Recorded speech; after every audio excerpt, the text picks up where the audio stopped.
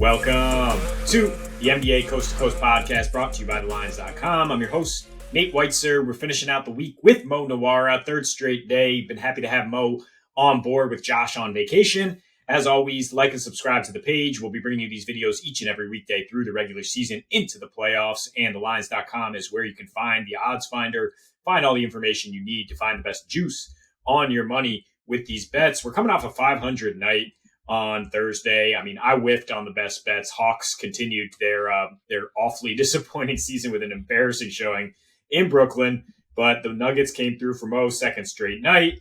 Had a couple player props go down. Nice Chet Wemby show down. And we move on to Friday here. Another healthy slate. And Mo, what is your first look on the slate? So my favorite bet today is going to be a gross one, but it is Pistons +9 hosting the Cavs here. It's just a really tough spot for the Cavs, honestly. That's the main thing here. Just schedule-wise, this is setting up pretty poorly for them. They played a down-to-the-wire game against Dallas, and then the double OT game against Chicago, and now they're on their third city in 4 days on the road, and Detroit has 2 days rest, so pretty big scheduling advantage in Detroit's favor here. Obviously, they're terrible, but these things matter. And then you also have Donovan Mitchell, who I don't know if he's going to go. He's questionable with knee soreness. I feel like he shouldn't go. Coming off a 44-minute showing in that game against the Bulls, I feel like it's probably smart to hold him out here and try to win without him in a spot where you're playing one of the worst teams in the league. That's how I would look at it. I don't know if that's how they're going to look at it, but regardless, best case scenario, you have a banged up Donovan Mitchell here, and if he doesn't play, this would be a really strong bet. I think the Cavs have been really reliant on Mitchell this year. They actually have a -3.5 differential without him, and they're +4.8 on the season. So he is driving a lot of that, clearly. And also, when you look at Detroit, they're just playing a lot better since they ejected Killian Hayes, arguably the worst starter in the NBA. Fifth in spread differential the past 2 weeks, and their new top lineups, so they brought in Simone Fontecchio. He started several games, I believe. They went back to Isaiah Stewart, but regardless, when they have this Jaden Ivey, Cade Cunningham, Alistair Thompson, Jalen Duren quartet, either with Isaiah Stewart, they're +6.9 in a little over 200 possessions, and with Fontecchio, they're +2.2 in something similar, I believe. So just two productive lineups they have cooking there, which to have these lineups being plus when you're as bad as Detroit is saying a lot, I think. So they're playing reasonable NBA ball at this point. So yeah, I do like the +9 here. Just pinch your nose and take the Pistons here. Yeah, it's a good find in terms of the spot. I mean, Cleveland, yeah, the buzzer beater against Dallas, the double overtime game, Detroit idle. And then the Cavs after this host the Knicks on Sunday, host the Celtics on Tuesday. So it's an absolute trap spot. Look ahead. They might just try to grind out a win and get past the Pistons. Exactly what we saw with the Wizards. They won by 9. That would cover for you. But yeah, they'll just take the light night off when they can, even if Donnie plays. Maybe he plays limited minutes. Maybe they don't take the Pistons that lightly. Speaking of the Celtics, they are -9.5 at home against the Mavericks, and I will fade that. I will take Dallas and the points. I think Boston's has gotten right since they were embarrassed by the Lakers backups. But I mean, who they played in their five home games have been against absolute jokes. Like the one team that you say is not a joke, Atlanta, which never seems to cover, they did cover a big spread like this.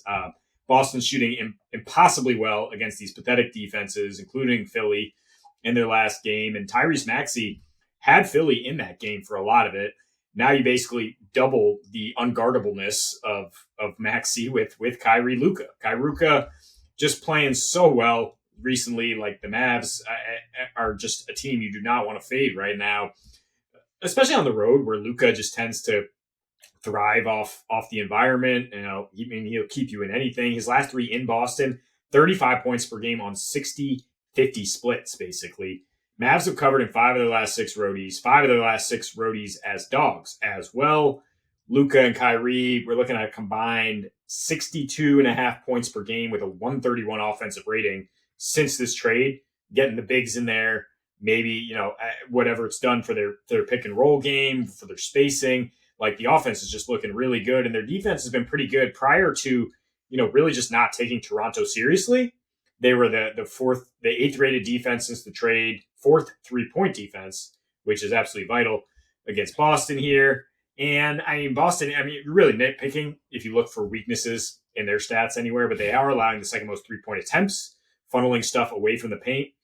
I think with Kairuka, like you might allow the fewest paint points per game. You might do a great job protecting the rim, but they're going to find ways to get in the gaps and score down there. Especially Kyrie, motivated by the spot in Boston. Luka always motivated to face a contender, so I think they'll find a way to keep it close and maybe a sneaky under here at 235. The way I think these teams will be competing on both ends. Yeah, I hope you're right, but I don't feel great about this spot because Boston is having a good schedule spot as well here. Neither team played yesterday, but obviously Dallas had those two high-paced games / tight game against the Cavs back-to-back. And the thing about those games that makes me worried about for Dallas in the spot is just how many minutes Kyrie and Luka played. They were playing like 40 minutes, 35 minutes in those games. So I'm be a little worried that they're gassed here. I do like the 3-point look, like you said, because Boston wants to shoot so many threes that that's very important. So I hope you're right because I'm still trying to get Dallas win total over to the finish line here. I feel okay about it, but any slump could change that. No, yeah, Dallas is looking good, and they'll be playing their guys all out. Seems like to the last day of the season, based on how this playoff race is stacking up. So will the Warriors, but you are fading them in Toronto here on a back-to-back. Tell us why. Yeah, this is going to be a fun one because it looks like we like opposite sides in this one. I just like the spot for one thing quite a bit. So based on differential with these teams, this line should be something like -2 for the Warriors, but that's before factoring in the spot. So I'm pretty surprised to see the Raptors are getting 3.5 here because they're in a favorable schedule spot here as well. Warriors, third city in 4 days and back-to-backing here. Raptors have only played once in the past 3, and it was at home, so they're not traveling. Should be very well rested here. Really interesting to see what the Warriors are doing with this new lineup they're going with right now with Andrew Wiggins, I believe, still away from the team today. So it's going to be this Draymond Curry with Kuminga, Moody, Pajemski, it looks like. They're just going with the young guys. I don't know how sustainable this success is based on the way they're playing. Curry is taking a ton of shots because he's pretty much the only one who wants to shoot besides Kuminga in that lineup. So he hasn't been shooting very well, which is kind of interesting that they've been winning. Both of these teams have kind of been thriving off pretty weak schedules lately. The Raptors, second in spread differential past 2 weeks. So they're playing better. I don't know how much of that is the schedule and how much of it is getting a healthy and cohesive lineup together finally for the first time in a while. Just kind of setting up their lineup probably the way they envisioned it when they made these deals. The bench is halfway decent now as long as Pirtle plays and keeps the bench at, Bruce Brown, Kelly Olynyk, Grady Dick. Like, this is a decent 3 players to anchor your bench. So I think it's a decent spot for the Raptors. I'm a little surprised they're this big of underdogs. I know that the Warriors have been playing better, but I think the market is a little bit too high on the Warriors. playing better. 7-0 against the spread in their last 7 on the road with a plus 14.5 net rating, hitting 16 threes and 124 points per game is how they've been playing, which makes me kind of ignore the spot and say this is a veteran team that I think is aware of the fact that they're going to have to weather some storms here, bring it in Toronto. I mean, they've won their last 3 back-to-backs by 16 points per game. The previous one was an overtime loss in Draymond's second game back, and Steph had 60. And Steph, I mean, you say it's a bad thing that he's going to shoot the ball 35 times. I say fantastic if I'm betting on the Warriors. Like, as long as he's coming out aggressive against a defense that's just frankly been ass over the last month, like, I see this as a great bounce back spot for him. His prop is up at 28.5, despite 21 points per game in his last 4 and a 95 rating. This year, he does average 31 with a 122 rating on back-to-backs, so he's not affected by the short rest. And, we might see less Klay Thompson, which just kind of opens it up for him if Klay even goes here. He got into a bit of a spat with Steve Kerr. They have taken advantage of the soft schedule in general, 9-2 against the East since they lost to Toronto, interestingly, on January 7th. The only loss, that overtime loss, and in Milwaukee. And, I mean, Toronto's just not a team that I expect to kind of pop up and surprise me. Like, they're 10-28 straight up as underdogs. They're 3-10 as home dogs. This is a team that is very much putting the ball in the hands of extremely young guys, namely Scotty Barnes, guys who have not necessarily been in the high usage role like Barrett and Quickly, and they're going to take some lumps and some growing pains, and their defense has just been disjointed. And I don't think they can keep their sights on Curry. I don't think the Warriors are going to slip up. They can't afford to. They're barely, in the play-in as we speak, and I think they'll keep this run going here in a plus matchup.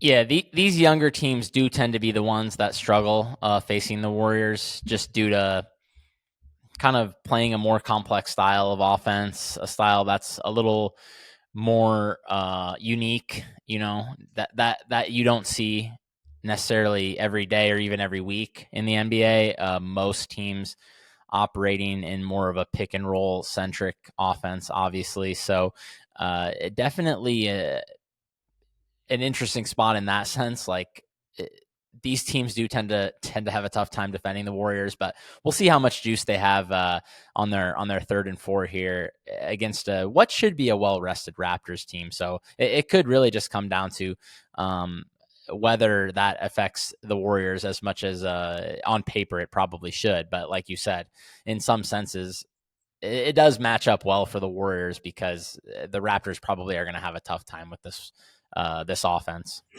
Yeah, and plenty of youth infusion for the Warriors to sustain that short rest now that they've gotten like guys like Quinones and Trace Jackson Davis involved. And yeah, they'll be able to throw some bodies out there and keep pace. I think the only way we get a sweep tonight is if that lands on 3 now. I think it's been bet down from 3.5. So either way, we will be back with player props.